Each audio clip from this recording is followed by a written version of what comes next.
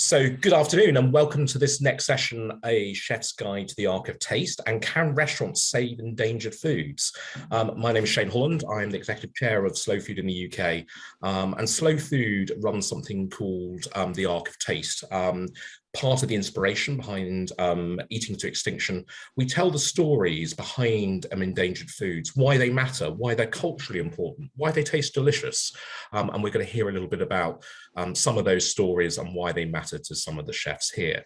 But chefs have enormous amounts of influence. We know that. We see chefs widely in the media speaking about foods. Delia created runs at Sainsbury in the past, and we now see the most incredible lineup of chefs speaking about endangered foods and the positive impact that we have there. We're going to tease out some of this. Can this be done at scale? Why should biodiversity matter to chefs? Why should it matter to diners? And I'm going to start off reading just a little extract here from Eating to Extinction. If you haven't got a copy, do buy one. And Dan writes in this: in 2004, a group of 12 chefs across the Nordic region signed a document called the New Nordic Manifesto. It was a pledge to break free from the classical Western European restaurant world, where many of these chefs are trained and to investigate traditions and ingredients closer to home. Among the 10 pledges were to base our cooking on ingredients and produce in our climates, landscapes, and waters, and to develop new applications of traditional Nordic food products. Among the signatories was Reni Redzepi, whose restaurant Noma, with its use of wild forage ingredients, went on to be voted the best restaurant in the world in 2010. That manifesto completely changed the perception and also the production of food in that area. So we're going to tease out some of those things from a number of incredible chefs that we've got here today. We're going to start off with Michael Caines. Michael is the chef patron of Lympstone Manor. He has an MBE. He's one of the most celebrated and acclaimed chefs, a successful and imaginative hotelier, a respected spokesman for the hospitality industry, and a patron and fundraiser for a number of national and local charities and community organisations. Michael, I know this is particularly close to your heart, and what I was really interested, we could kick this off of how important is the will and desire of chefs to get involved in saving and championing biodiversity?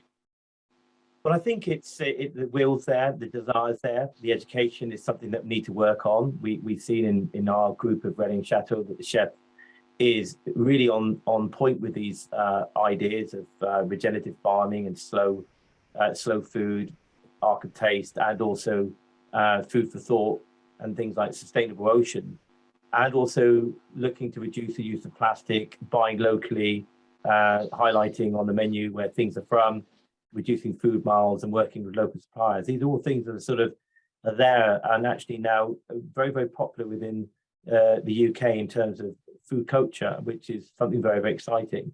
I think that the difference is that the taking it to that next level requires a joined up concerted effort and a movement, if you like, where we can all have access to the same information and start to understand the basic steps we can make that will make a long but more profound impact on the way that people then dine in our restaurants, because we set that context. The chefs have the control. So what we choose to put on our menus and how we choose to cook has a massive impact on the choices that people make when they come to dine. So I think it's really important that we, as a movement of chefs, are thinking about, first of all, telling stories about where our food is from, using ingredients that would possibly be not used, by looking to generate those stories, a bit like Dan was talking about in his food extinction model, where if we don't use it, we're going to lose it. But also making sure that we keep rare breeds alive by having direct contacts with our supply chain and making sure that we also use the full element of the carcass to get better carcass balance. And also that the chefs realize that cooking at a high level doesn't just mean about obtaining Michelin stars. It's about also making sure that we keep our customer happy and they keep on coming back, and that we tell them through our food a story about the long-term impact that we can all have on being more sustainable. Fascinating. And how does that trickle down to suppliers, farmers and growers? I mean, I know you particularly champion that. I mean, you champion so many ingredients, but one of the things you particularly champion, obviously, is the Devon Ruby. What does that mean for those producers and that part of Devon by the fact that you're championing that product? But we're very lucky because the Devon Red Ruby is a fantastic breed. It's also a dual breed. It's not just reared for meat. It's also good. It's a good product for producing milk. But ultimately, it suits our grasslands and it suits Devon County and the wide area of the southwest. But it's a very particular breed which is very, very popular. And we're finding that the chefs are seeking it out because of the wonderful quality of the meat. But also it's grazing on pastures. Literally for us, it's literally up the road. It's grazing in the Exe and the Clun Valley, and we're enabled to have that conversation with the farmer and then the butcher, and then of course that has an impact on the quality of the meat that we then use to put on the menu. And I guess where the education is once you've got this wonderful slow reared product, beautiful breed of cattle that's been homed over many, many years, that we completely then respect the full carcass, and that we try and use that produce, if you like, in a way that is representative of different styles of cooking. But more importantly, that's where the chef comes in terms of education, the chef and how to cook slow and low, but also how to get the most out of the carcass, and working with the food chain, the butcher, so that we can get the right cuts of meat on the menus. And I think that's really interesting. We've seen by giving the opportunity to put this on our menus, to have it in our shops in the butcher, that people are buying it. And that's making sure that the breed is kept alive, that farmers are investing in a high quality breed. They're getting a good outcome in terms of the carcass weight against the price point, because we're using all of it. We're not just looking at the prime cuts and then dealing with the rest of it. So that, if you're not using the whole carcass, what tends to happen is that the prices for the prime cuts goes up, because they're left with the rest of the carcass to try and find something to do with it. So, but we're really excited that we've got this wonderful relationship here close to us. It's Dart's farm. The Dart brothers, one of them farms the meat, when they work with the Dart butchers who work very, very close with us.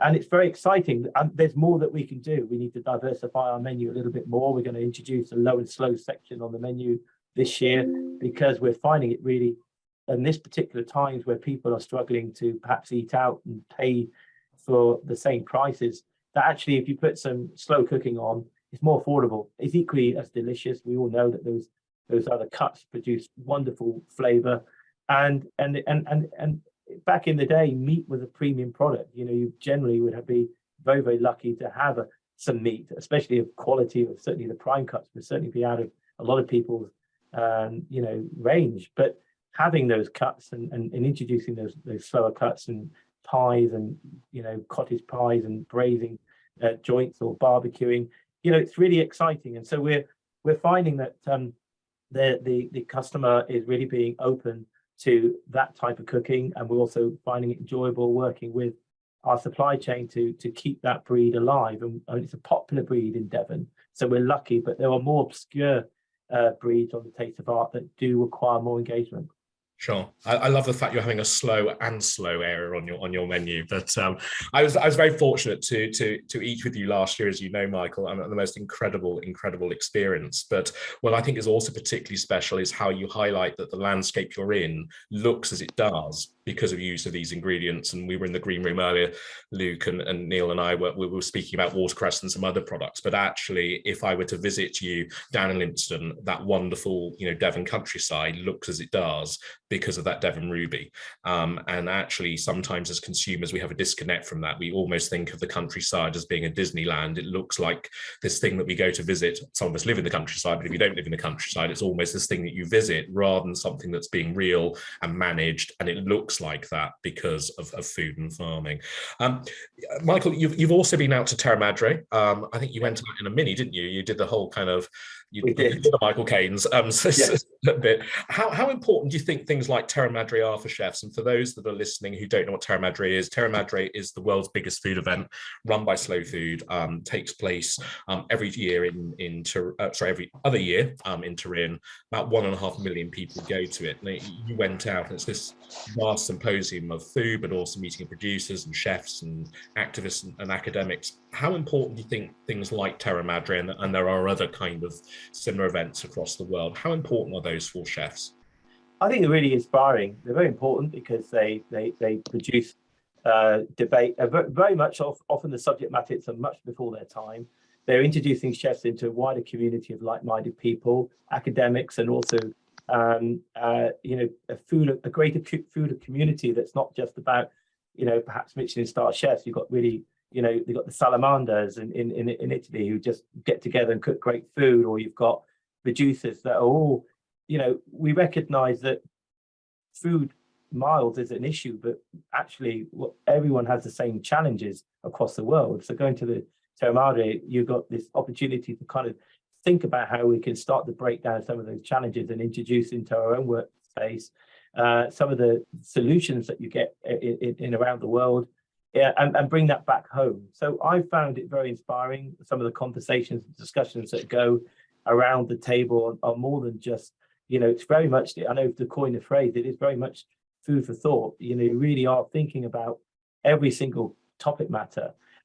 It's also a display of outstanding talent when it comes to food producing, to see some of those producers showcasing what they've got and listening to their stories about the philosophy behind the food. It's really important. If you want to use the best or olive oil, why not get it from somebody that's organic or biodynamic, and why not source your ingredients that you have to bring in from people that are doing it in the same manner and doing it in a way that has the same impact on the world and the planet that we are trying to ourselves buy into. But also we find problem solutions. We've got this massive problem when it comes to things like plastic, reducing plastic, and you go to places like that and you can see people already thinking about how they're starting to overcome those problems. And I think for us, when we're talking about rare and regional ingredients, some of our challenges are unique within the UK. Our growing season isn't quite as long. We have, reliance on importing goods, and perhaps a lack of appreciation of actually what we've got in the UK and in our seas. So when you go to Terra, you just feel like you're amongst people that you can instantly strike up a conversation and get really excited about cheese or charcuterie or whatever it might be, and also be on the same level when it comes to having a positive impact as chefs to tell a story about food in a way that's going to impact the way that consumers choose and act around food in our restaurants. Perfect. And just briefly, one final, I guess, follow-up question. You're obviously involved with Slow Food. You're an ambassador for Relais and Chateau. Relais and Chateau particularly focus on the Arc of Taste. How does that work, and why is that so important for Relais and Chateau? So Relais and Chateau in 2016 signed a commitment with UNESCO for more sustainable cuisine and travel. And in that commitment, it was about reducing. There are two key elements around that. One is food for change, which is obviously what we do with Slow Food. The other is World Oceans Day, about more sustainable fishing. And in that, we champion different subjects, so reducing plastic in the sea, or to and then when it comes to things like food for change, it's about biodiversity. It's about looking at how we can also look about farming techniques and encouraging our suppliers to look about more sustainable way of producing, and also working with Arc of Taste. What we've championed our chefs is to come up with ingredients that they would like to introduce onto the Arc of Taste, because at the moment it's quite a small consideration. If you're thinking about planning a menu, there's a lot of apples on there, or there's a lot of certain items. So we're trying to encourage our chefs to think about items that they think should be on the Arc of Taste. And what we're trying to do with these two times of the year is punctuate as an organization across the world. We have 600 hotels. There are over 300 Michelin starred restaurants, and then the network is incredible. But as a movement, try and be forward thinking in the way that we can work unilaterally across the UK and the world with these two opportunities, and in particular with Food for Thought. As you saw, we're in Ireland, we did a dinner over there, but also we did our event here at Lympstone Manor, where we got chefs from around the association to champion something from the Arc of Taste. And we're trying to do that as a platform to educate, but also to get journalists involved to understand what we're trying to do at our properties and throughout our organization. And it's it sometimes feels like a small drop in the ocean, but you've got to start somewhere. And I know for Luke, as it is for all of us, we recognize that we have a big part to play in this bigger story that needs to be told. And if we're going to change people's minds about the way they see food, then we've got to use one or two moments in time to kind of punctuate that message through, get our journalists on side. But it's also an opportunity for us to educate our chefs within the association about more informed and more conscientious decisions around food. And what does it mean when you're talking about biodiversity? What does that mean? You know, a lot of people are confused with the terminology. So we want to try and educate them. And we have special talk people. Shane, very luckily, you came along and spoke eloquently to our journalists. And then you get involved with events like this. And of course, we've got the Oxford Gastronomica, where we're involved as well in Ireland. We're met with Dan, and that whole sort of energy that we've got when we all get together is very infectious. But we're talking to the converters. We have to think about how we can, you know, change our tone and talk outside the sort of, you know, the anoraks, if you like, and the committed, and try and engage the people who are coming into our restaurants and tell them why your food is not going to be cheap anymore. And we know that, we're seeing it already. But at the same time, we recognize that it's food is not a commodity that we should take for granted. Like energy, it's the second most precious commodity on this world and this planet. So we've got to start somewhere. So teaming up with Slow Food, with Food for Change, was a really good initiative, and one that we're trying to continue to come up with ideas. I think this year's idea is cheese and wine, how we can work together with highlighting different cheeses around the world with wine. Just simple little ideas that are easy stories to tell. Thank you. There is no such thing as cheap food. Someone always pays somewhere. But going into those stories of heritage, we're now joined by Mensa, who's a Ghanaian British chef who's just dialed in from Ghana. So welcome, Akanzi. Owner of Tatale, whose professional journey has leaned into the world of music through collaborative performance, DJ events, music management roles that have taken him across the globe. Alongside that, he's worked within food and the food world for over 10 years as a restaurateur, street food operator, caterer, and host of the successful Mensa Plates and Friends Supper Club, the most recent of which is his new dining concept, Tatale. You're a real storyteller, and I was just really interested to kind of tease out how heritage is, why that is crucial to what you do at Tatale, and describe some of the ingredients that are lesser known, rare, or hard to find that play a part in what you do. Your microphone's off at the moment, sorry. It's a great start. Welcome. Good afternoon, everyone. Thank you very much for the introduction. Hi, Michael. Been a little while. But you can see it. Nice to meet you, Neil and Luke. I guess for me, as I said, having worked in food for just under 10 years now, I came into food initially from my kind of love of burgers, which is miles away from what I do now, but stems definitely from childhood. When I was growing up, my dad could make one of two breakfasts. It was either burgers or scrambled eggs and beans. So I love burgers from when I was a kid, and that led me to take an interest when the kind of burger wave started in London, you know, like 10 years ago, you know, the initial sites of Honest Burger and Meat Liquor, etc., etc. And then I kind of from there went into street food, and I already worked in events and music. So, you know, the event management or the project management side of it was very, very kind of straightforward to me. It's when I came to Ghana in the year of return at the end of 2019 that, after having started my supper club, which was based on my travels that I'd been doing in music, and that supper club had been creating dishes inspired by the places I visited. When I spent that kind of month in Ghana over December and January is what kind of, I guess, maybe like a light bulb moment that made me think, like, this process that I've been going and visiting places and, you know, drawing inspiration or doing cooking classes or tasting something and trying to kind of recreate it, I could apply to kind of, you know, my own heritage. And I felt like I wanted to work in food in a way that I found, you know, kind of like personally meaningful, but also that, like, I guess my family, not that my family weren't proud of what I was doing, but my family could be proud of, but would feel like personally invested in, if that makes sense. So I guess that's essentially where the concept was born. And, you know, I kind of like worked in the background ultimately up until May 2021, which is when I did the first supper club, which was at 1251 restaurant of James Cochrane. And from there, it's kind of been a very, very steep learning curve because I, am, Ghanaian, but I was born and raised in the UK.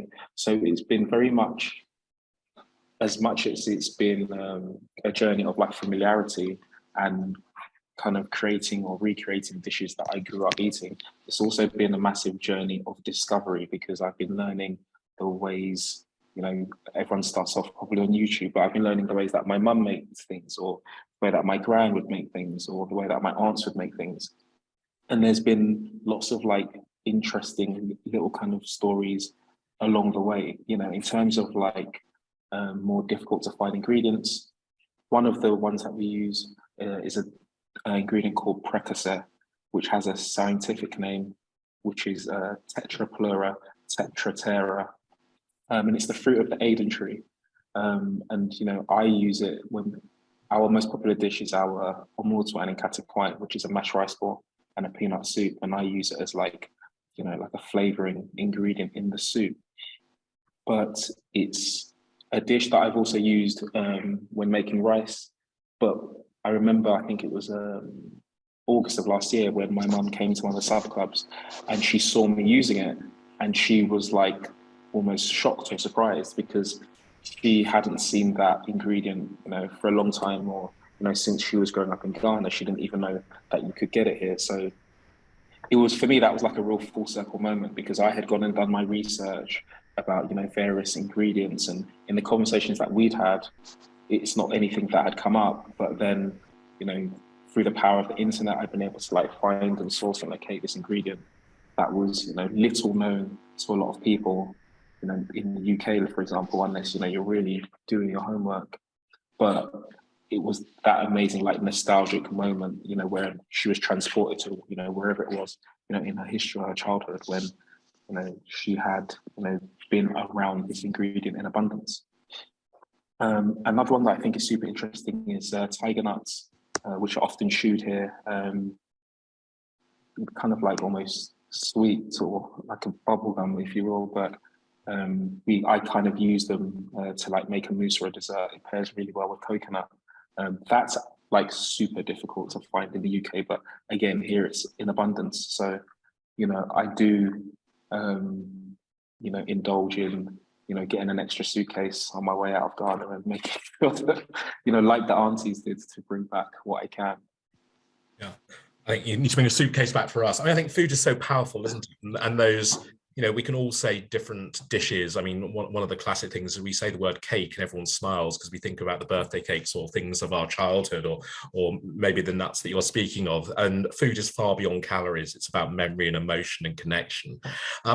You clearly want to bring that through your cooking, as I say, as well as having that wonderful dining experience with you. What do you want your diners to leave with? Do you want them to have a sense of nostalgia? Do you want them to experience something else, or leave with some kind of message or feeling? I think our diners tend to fall into kind of two kind of broad categories. Either people that have no experience of like African cooking or African cuisine or African ingredients, or people that are from back home or part of the diaspora, etc., etc. So I guess kind of generally, for those kind of broad two groups, what is successful to me is if we, successfully create a moment of discovery for somebody, generally a new person finding out about these new ingredients and new flavors. And for those people that are really familiar, that kind of sense of like nostalgia or, memory and connection, as you've put it. One thing that I guess what success looks like to me is probably what I would refer to as like education on wonder. Whether you're familiar with the dishes and ingredients or not, I think it's really, really important that when you visit us, that you've learned something. So obviously for the person that hasn't been or hasn't had that food before, there's lots to learn. And, our menu is quite descriptive, and, our service style is, really quite informative. But, we try to go into kind of like a deeper level of detail. So even if you are familiar with the dishes, you probably are not as familiar with like the specific ingredients or the specific methods. So, one thing that is important for me is that everybody learns, like every person that comes into our restaurant is, a guest, but also a bit of a student. And, I think that's like the best takeaway, because I think what that does, what my hope is that it removes the kind of mystery around African cuisines. And then what will happen is when those people, go back to the areas they live in or other localities or areas, then, because there are plenty of, African or West African takeaways in London.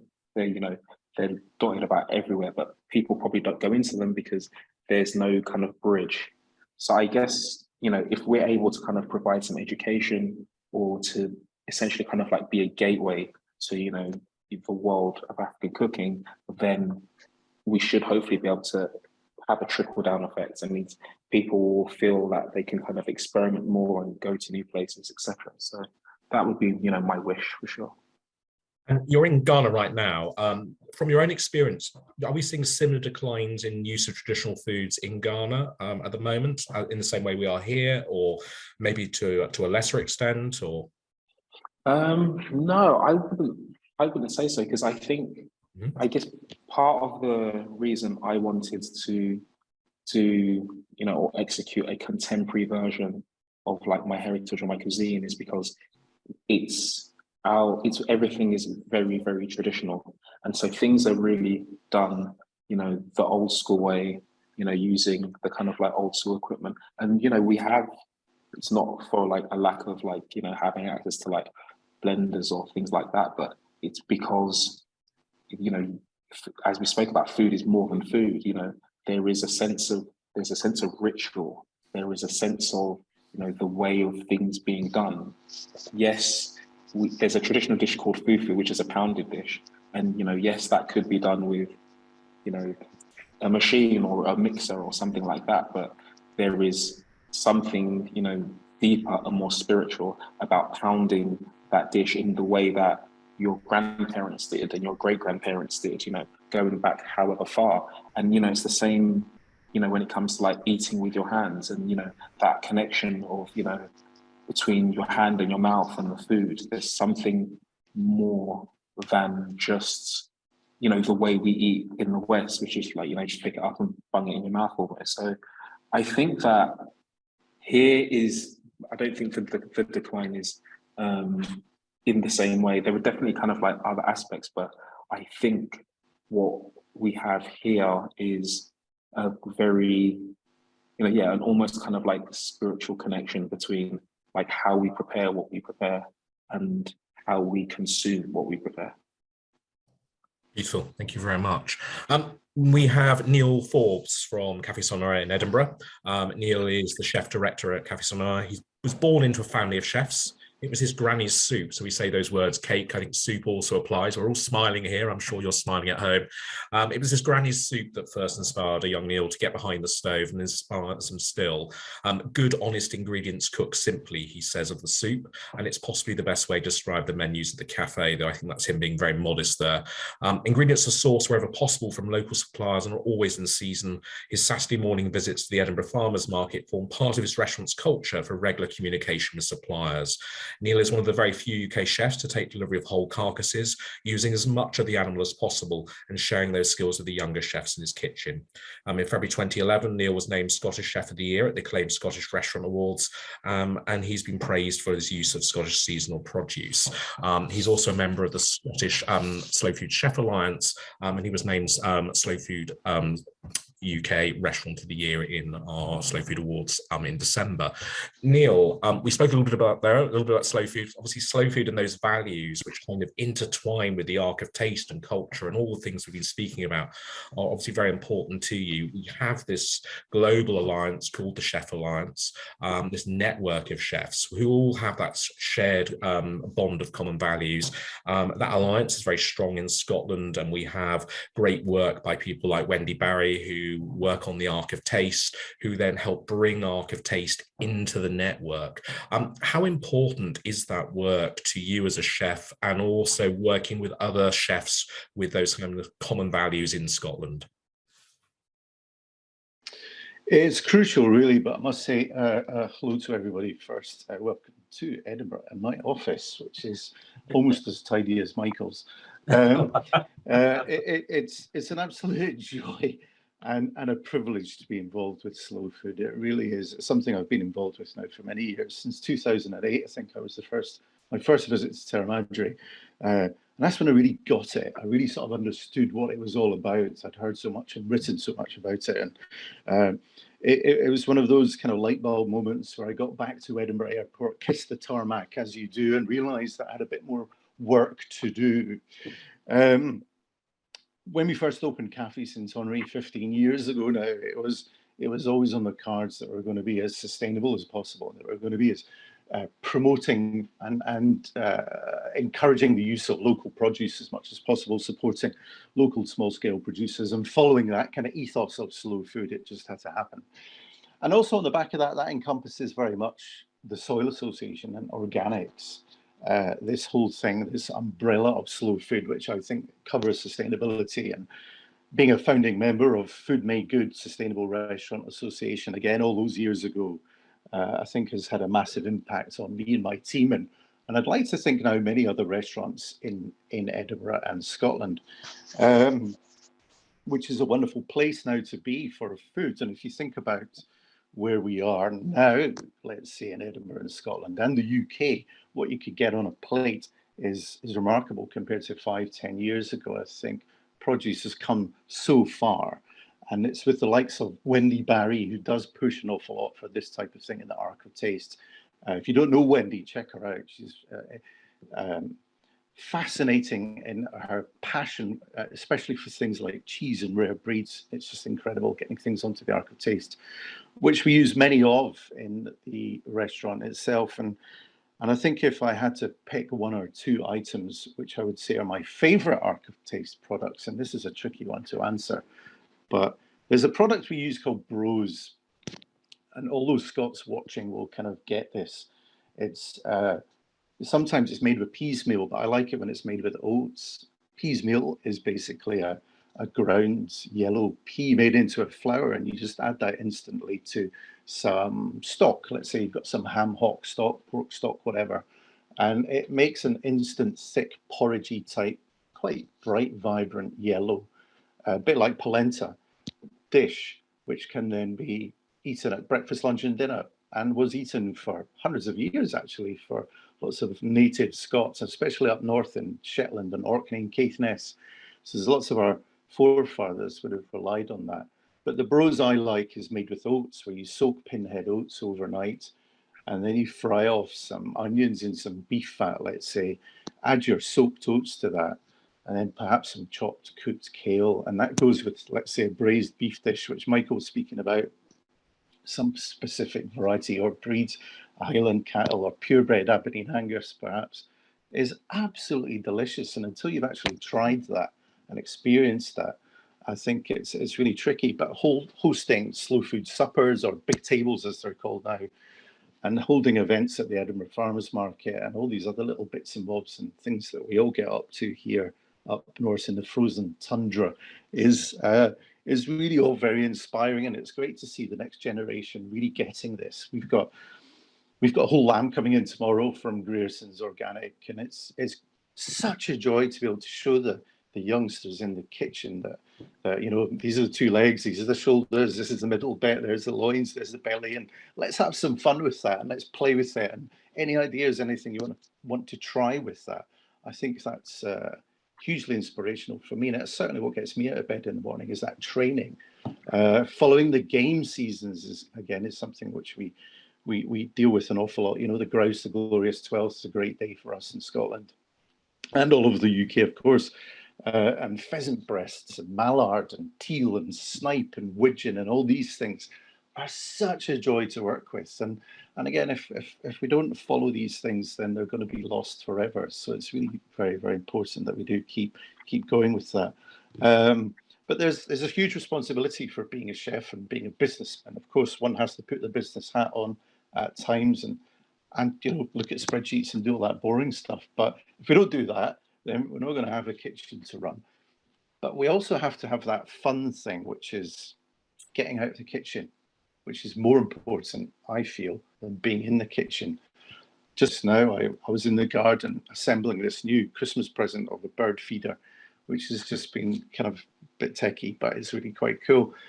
And to put some bird feed out and just stand back and watch the birds, some blue tits, some kind of blackbirds, a couple of robins still.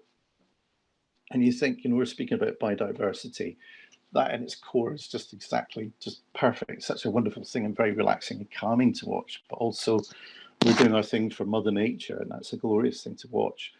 I'm basically a frustrated gardener, which is something which I'm outing right now on screen. I'm terrible at it, but I'm so looking forward to my garlic growing and my onion sets going in and growing my kale and all these things. It's just wonderful. And we need the animal life, the bird life to grow these things. I do it on a very small scale here at Forbes Towers, but on a larger scale, these wonderful producers that we use, Fantasy Organics in East Lothian and Peel and Farm Organic in the Borders and all these other great places that are very, very small, are integral to what we do at Café Honore. Have I answered the question?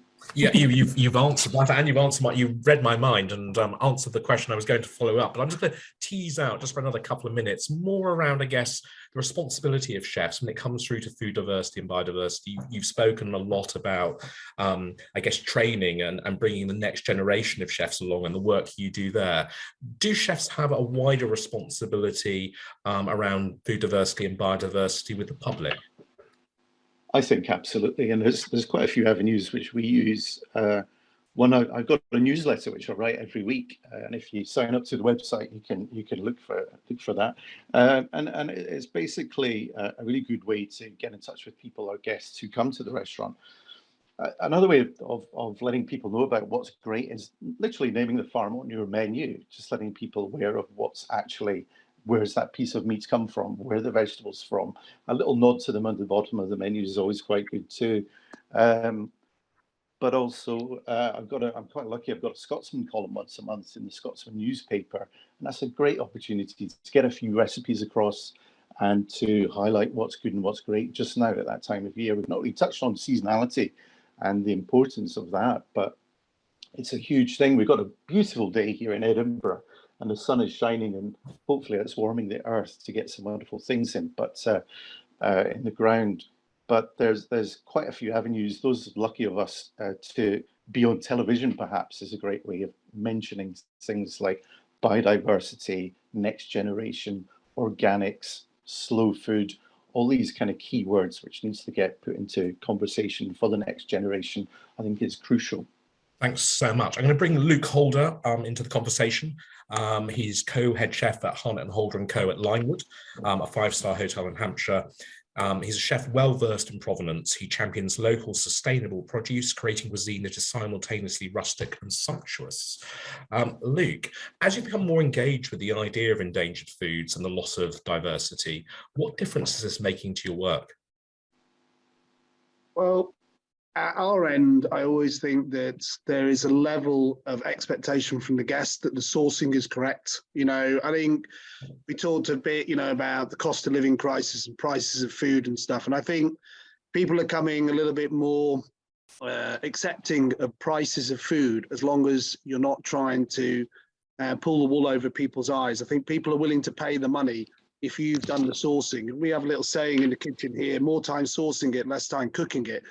And I think one of the key things, if we're sort of talking about our business, our industry, and the generations coming through, is making change that's significant. And I think one of the key things in my training philosophy is trying to teach a lot of the young generation coming through the difference between when something's ripe and when something's not, when something's ready to be cooked and when something's not. And I think it's easy to, in this day and age, for a lot of young chefs and guests alike, to Google recipes and think, right, this is what I want to cook, here's a technique, let me show you. But actually, I think the sourcing has a greater impact and actually of greater importance. And I think one of the biggest challenges, I think, for the modern supply chain is So someone's just coming in through the door here with some food, which is very nice. One of the modern challenges for chefs is our supply chain. Our supply chain isn't necessarily built to dovetail into all of these small artisan producers. So a lot of young chefs get their first sort of job, you know, and they make a phone call and they want to try and get, they may have nominated suppliers, they may have other bits and pieces like that happening.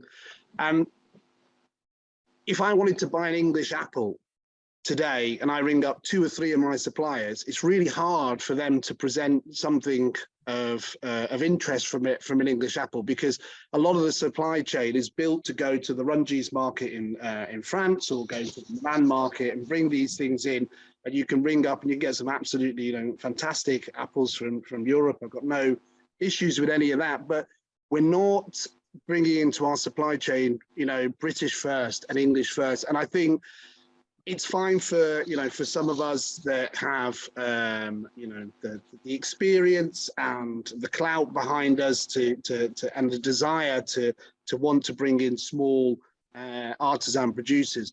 But what would help our chain, well, our industry massively, is if some of these one-stop shop suppliers were able to tap into the markets and producing, that are supplying English produce first and trying to support these things. So in my current setup here with our supply chain, you know, I have a beef supplier, I have a pork supplier, I have a poultry supplier, I have you know, different vegetables, dry store suppliers, which is a nightmare really for anybody small enough running their own business to do all the invoices from it, you know, and coordinate the deliveries and the production of that. And it would be, you know, I engage with the community around me. So, you know, we're working with, you know, small 4 acres farms to try and see if they can grow some of the produce that we've been buying in from Europe, and see if we can try and create a market for it. Now, that offers diversity to the food supply chain. It shows that there's a market and an interest. You know, apples are a great example of it. You know, the Victorians were the greatest apple producers the world has ever seen. We've probably got the largest variety of apples, you know, in the world being produced here. But if you want to buy an English apple, you know, often the answer is a russet or a gala, and that's your lot. And actually, we need to try and encourage, for me anyway, the supply chain system to engage with these smaller farmers, to be able to present that to a broader aspect of our hospitality industry. Not everybody's, you know, in all the chefs in our industry are, you know, like Michael, myself, and these other chefs on the panel, where, you know, we can ring up and have those connections with those smaller suppliers. And a lot of businesses are built on nominated suppliers. And actually, you know, what's interesting about the Norwegian manifesto and that type of thing is, you know, I've started engaging in my children's school to see if we can support education in this cost of living crisis, and try and teach people, you know, or kids at a young age, how to, you know, how to cook and work with produce that's cheap and available. But also within, you know, our supply chain is our schools, our school food. You know, are we able to provide, you know, produce that's grown in Hampshire? Is that feeding into our schools at a cheap and affordable, with low mileage, you know, and having an influence there? I think the challenge is, you know, what's brilliant about these type of events is it starts bringing people together, it broadens the conversation, and then we all hope the trickle-down effect starts to reach a bigger and broader market. And that's what inspires me. You know, I think sourcing, I think Neil said it, you know, you've got to get out of your kitchen. You've got to go and connect, you know, and I think a lot of chefs live a very insular life, where they live within the 4 walls of their kitchen, and they aren't connected as well as they should be to the produce. And I think, you know, this Food Diversity Day, you know, is an incredible opportunity, but it's also a huge subject. And I think we've talked a lot, we've been really inspired by this whole movement. I'm totally inspired by the book, Eating to Extinction. I think Dan's doing an incredible job at bringing all of this, these individuals together. But we wanted to try and understand how that is relevant to our business and try to sort of break it down, because food diversity for me sits under almost 3 pillars now. We have the people, product, planet. The people is the cultural story weaving and the significance of food that it plays within culture and society, whether you're celebrating Christmas or Eid Mubarak or whatever religion you are, food plays an absolutely integral part of that. Then I think the product itself, with everything that's going on with Tim Spector at the moment and the understanding of food and eating a diverse diet and the health benefits that can have to us. And then the planet, the need to be able to keep, a diverse, a natural defense system against the monocropping, which has been incredible at bringing people out of poverty, out of starvation. We are the most privileged people that has ever lived on this planet throughout the history of the world. And a lot of us don't really live with that realization a lot of the time. And I think in my business here at the hotel, hotel life is very different from a restaurant life. We've got 4 different sort of food outlets here. And in order for us to relay the message of food diversity to our guests, we wanted to try and position, the product side of it within the spa and the health food and the importance of eating a diverse diet and the benefits of that to you as an individual. The people story is weaved in all aspects of our business, but particularly within Hartnett, Holder & Co, where we can really, the guests, we don't sit around campfires and tell stories now. We like to sit around a table, share food and hear a story. And I think that's really important for us here, within the restaurant. And then the planet side of it, it's important that we don't lose Richard Vaughan's middle white pork, because it's such an important and fantastic product.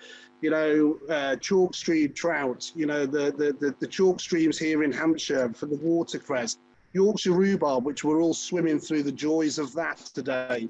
Panage pork, which, the right to allow the pigs to eat the fallen acorns, the beet nuts, the chestnuts here in the New Forest. That's a story that's gone back to 1079 under William the Conqueror. These are really important, and food has become so accessible and so easy for us. We're almost become complacent to it. And I think Michael touched on it before, the energy crisis, COVID, I think we've all felt a little bit more vulnerable in these last few years. And I think the timing's so right now for people to put their heads up, look out and say, actually, what is going on in our food world? What is our supply chain?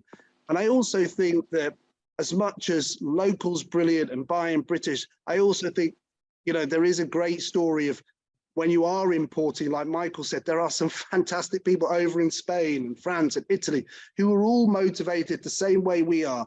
We did a tasting just on Wednesday of some absolutely brilliant, Spanish produce. We got this tiny little bottle of chili sauce that I just went crazy for. And it was, fermented and organic. And it was a brother and sister team, that had taken just outside Madrid, and they're growing these things. And I think, that's a product I want to get behind. That's a product I want to support, because I know the impact that's having on the community in that area.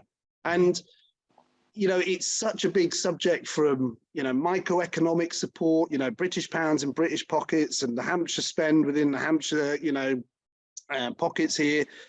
And all of these great stories that all chefs can weave and do. But we hope that the awareness that these programs bring will drive a better consideration from the general public about what's going into their shopping basket. Why are they paying what they are? The whole egg crisis that we just went through, and it was all smudged over, the bird flu issue, when really, I think a large conglomerate corporations and supermarkets have got a lot to answer for. And the best way for them to answer that is to shop diversely, to move away from going to Tesco's on the law of cheap milk but underfunded farmers. And I think that's a story that, you know, can resonate with all of us. And I'm going to dive in and very, very rudely speak over you. I'm very sorry, but I think that was just such a perfect place to end. I'm being kicked electronically under the table to wrap up, because we're telling stories and we're smiling and we are enjoying this so much. I just wanted to kind of just sum up on a couple of things that you were speaking about, things like the apples. There are more than 4,000 varieties of apples in the UK. 70% of all the apples we eat here come from 3 varieties, and we import 70% of those. Looking at some of the comments here, people were speaking about joy. Joy is really, really important. There should be joy around the table. We should be smiling when we talk about nuts or soup or cake or watercress. Widgeon, who knew that if we say the word widgeon, all of us on the screen smile. We have the food system that we deserve, and we have the food system that we support. And in my experience, that if we eat and shop in places, be they retail or be they restaurants, which are patron owned, whereby that individual is passionate and goes out and finds out those stories, we will tend to eat something really well. Conversely, some of the bigger places where we've got hotels and so forth, they've got a little bit of a bigger team and they can also do that investment as well. I guess my big ask for the hospitality industry is that kind of very big, almost blobbish middle ground, those giant businesses which could do so much more. And there are some businesses there. I want to name drop people like Grayson's and others who are serving 50,000 meals a day and are using Ark of Taste and are using these products. So to everyone who's watching, thank you very much. Do keep watching the rest of the sessions. This is going to carry on until 7 o'clock this evening. To everyone on the panel, to Luke, to Michael, to Neil and Akwasi, and some of you will have noticed that Paula McIntyre unfortunately hasn't been with us. Unfortunately, she's had a family bereavement. She's on our thoughts, but thank you very much to one and all, and enjoy the rest of your day.